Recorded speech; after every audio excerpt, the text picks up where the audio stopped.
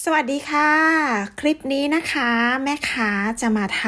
ำ Snow Globe ให้ชมกันนะคะตัวนี้เป็นแม่พิมพ์ของทางร้านนะคะรหัส S112 ค่ะแล้วก็ตัวนี้ฝา CSM นะคะรหัสก็เป็น CSM S112 เหมือนกันอันนี้แข็งเป็นที่เรียบร้อยแล้วนะคะลูกค้าก็คือแม่ค้าหล่อไว้ตั้งแต่เมื่อวานค่ะเดี๋ยวเรามาแกะกันเลยค่ะอันนี้แม่ค้าเทด้านหลังปิดด้วยนะคะเราก็จะปิดฝาเฉพาะด้านหน้าค่ะ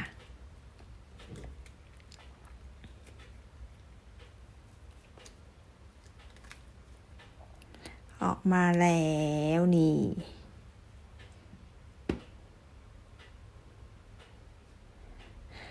ตรงนี้มีร่องนะคะเราสามารถขีดเส้นสีตกแต่งได้เดี๋ยวมาขีดเส้นสีกันก่อนค่ะ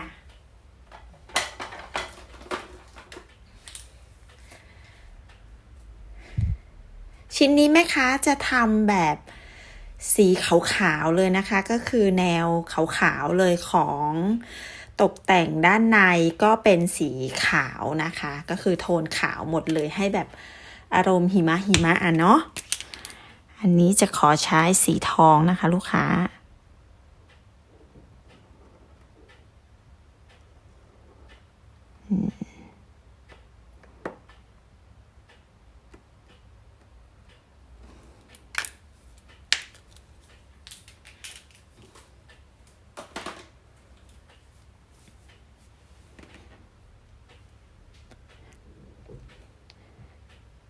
เดี๋ยวรอแห้งแป๊บหนึ่งนะคะเดี๋ยวมาเช็ดทำความสะอาดเพิ่มเติม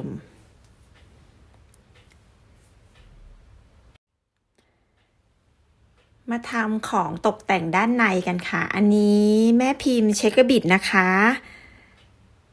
อันนี้ก็คือรหัส13ค่ะมันเป็นขนาดเล็กนะคะที่เราจะใส่ลงในเชคเกอร์ได้นะคะแม่ค้าอยากให้มันเป็นสีทองแล้วก็ขาวๆก็จะใช้ผงสีทองค่ะทาไปบนแม่พิมพ์เลยนะคะลูกค้า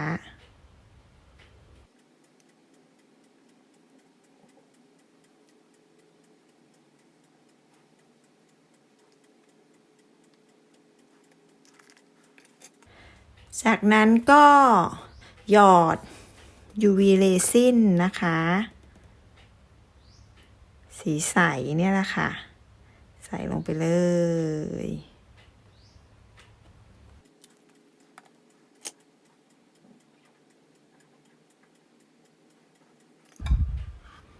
แล้วก็อบนะคะ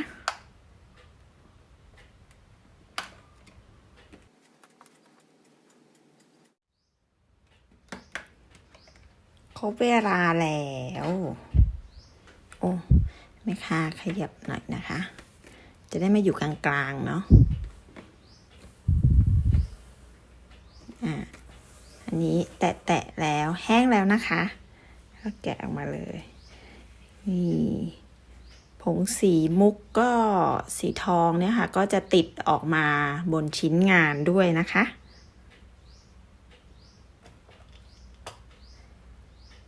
ก็จะเอาสีอะคริลิกสีขาวนะคะ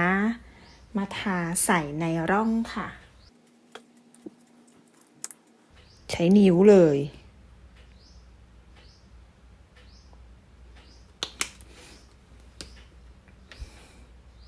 อุปกรณ์ที่สะดวกที่สุดนิ้วจ่า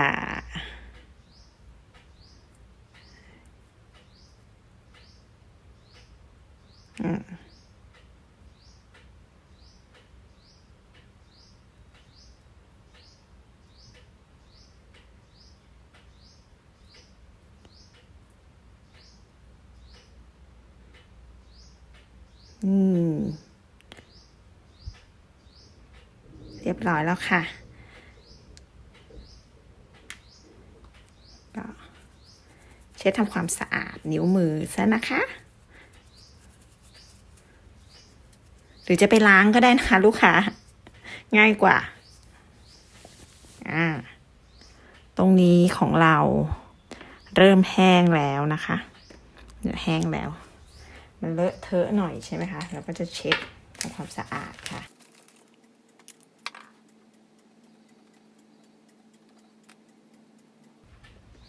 เรียบร้อยมาใส่ของด้านในกันค่ะขั้นตอนนี้เป็นขั้นตอนที่สนุกมากเดี๋ยวอันนี้ไว้ทีหลังนี่แล้วสีขาวหมดเลยนิ้วใส่ลงไปเลยค่ะอยากได้เยอะขนาดไหนนะคะก็จัดไปเลยจ้ะ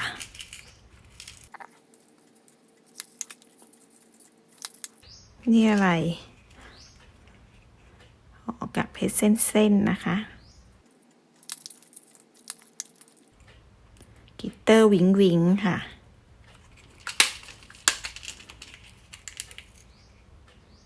นี่เป็นแบบกลมๆ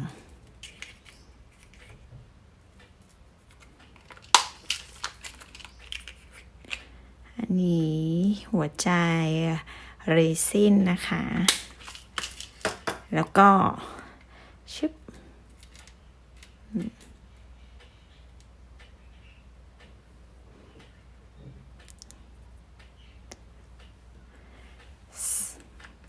ใส่ตัวนี้นิดนึงค่ะขอใส่นิดนึง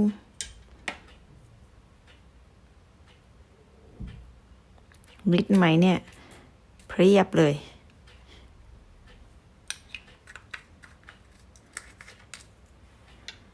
อุ้ยก็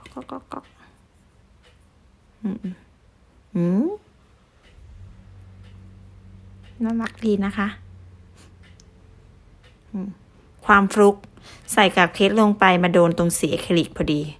ฟลุกเลยได้ความวิ้งวับ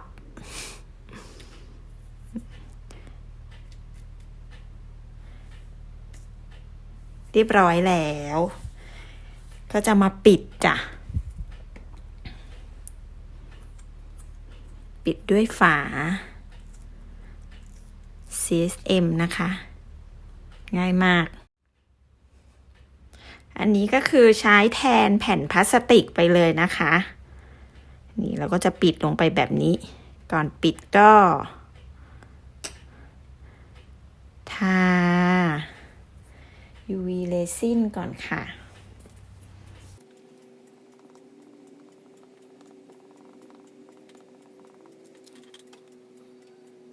เกลี่ยให้ทั่วนะคะแล้วก็ความหนาค่อนข้างจะสม่ำเสมอนะ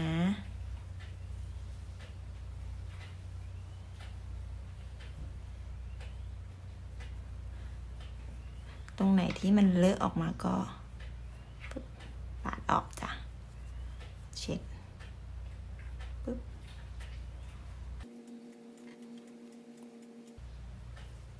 ไหมคะอยากให้ขอบเนี่ยเขามีกิตเตอร์ได้ไหมคะจะโรยลงไป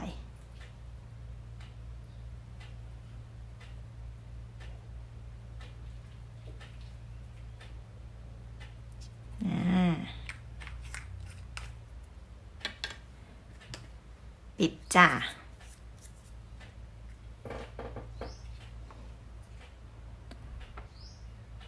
เล็งให้ตรงนะคะลูกค้าปึ๊บนี่ทีเดียวอยู่เลยอะอบค่ะ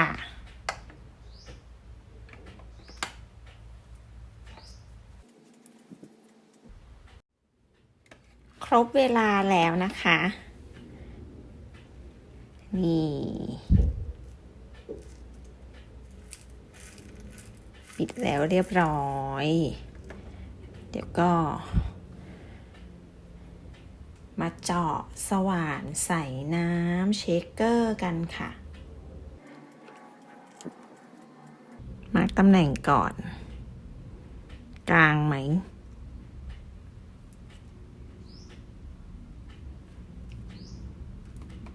ติ๊บ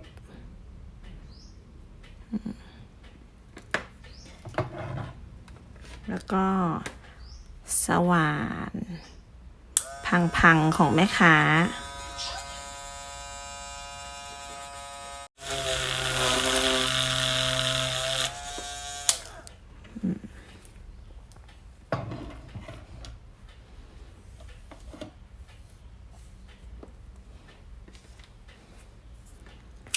เรียบร้อย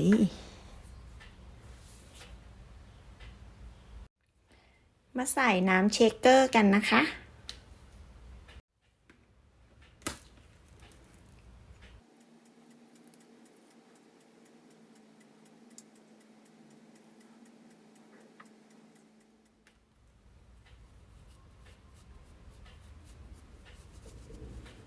ก็เช็ดทำความสะอาดนะคะแล้วก็มาหยอดปิดค่ะ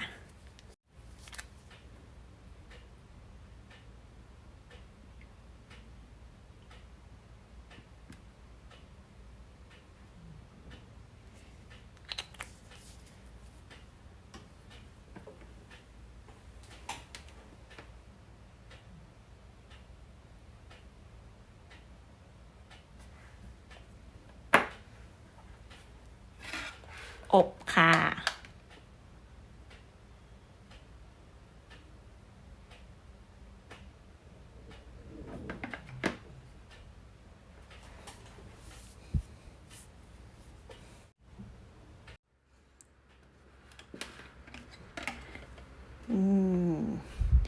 เรียบร้อยแล้วนะคะ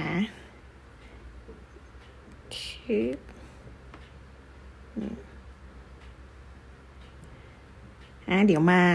ตกแต่งตรงฐานกันนะคะลูกค้า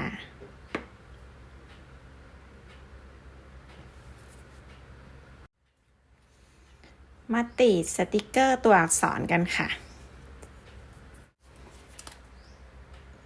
บีบ UV เรซินลงไปนิดหนึ่งนะคะลูกค้า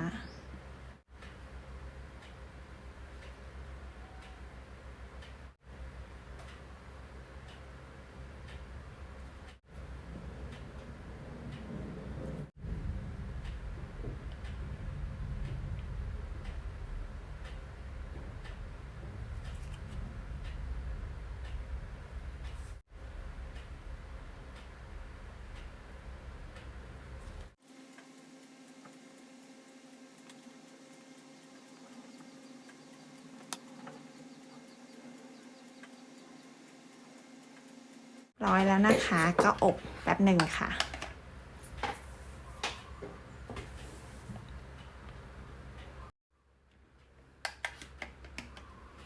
หลังจากนั้นก็มาตกแต่งตรงนี้ต่อนะคะ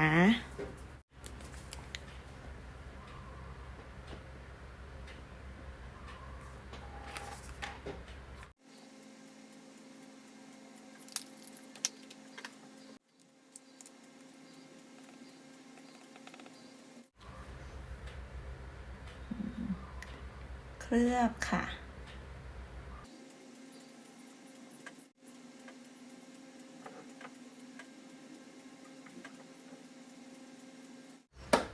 ตรงนี้มีฟองอากาศนิดนึงนะคะ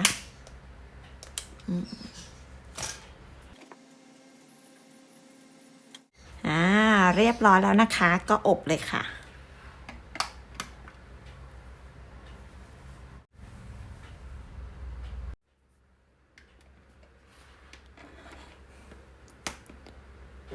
เรามาทดสอบกันก่อนนะคะเรียบลื่นแล้วค่ะเรียบร้อยแล้วทีนี้แม่ค้าจะมาติด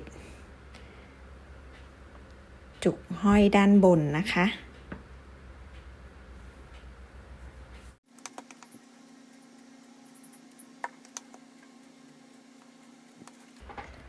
เล็งให้อยู่ตรงกลางนะคะลูกค้า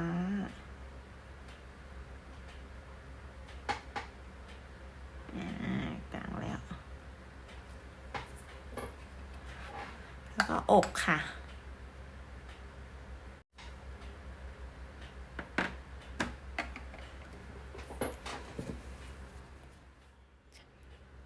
ผลงานเสร็จเรียบร้อยแล้วค่ะ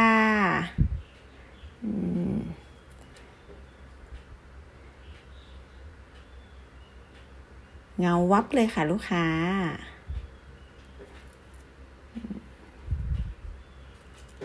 นะคะนี่แม่ค้าเอาสโนว์โกลบหัวใจมาให้ดูอีกชิ้นหนึ่งค่ะ